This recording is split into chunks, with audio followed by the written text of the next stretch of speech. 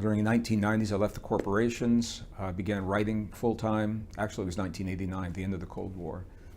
And I was having a really difficult time, and I was having a recurring dream. Not every night, but multiple times a week. And it was always the same dream where I was standing alone in the darkness on one side of an abyss, and on the other side, way off in the distance, I could see the faces of all the people that I knew and that I loved, and there were faces of people I'd never met. I was conditioned, I was trained that light is good and dark is bad, and always gravitate to the light. So every time I tried to walk across that abyss to those people, the light would pull me on one side, dark on the other side, and always pull me off my path, and I could never reach the people I loved. One night, for some reason, and I don't know what it is that changed in my subconscious, something did.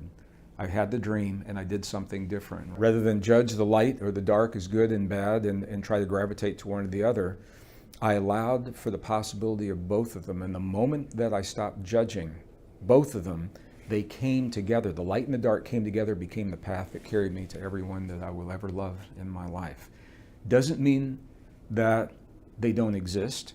It doesn't mean that I am supporting the darkness or that I'm supporting the light. What it means is that I recognize that I live in a world of polarity, and that it is my judgment of what those forces mean rather than my discernment. Discernment is a very, very powerful tool. Discernment allows us to recognize light, dark, what's good for me, what's not, what do I want in my life, what do I want, without judging it. The moment I dropped my judgment, I had the clear path, and the very forces that I'd been judging became the highway to everyone that I would ever love. And I think for me, that was the experience that taught me this very powerful difference between judgment and discernment. And it taught me that as long as we live in this world, we're in a polarity world. We're always going to have both.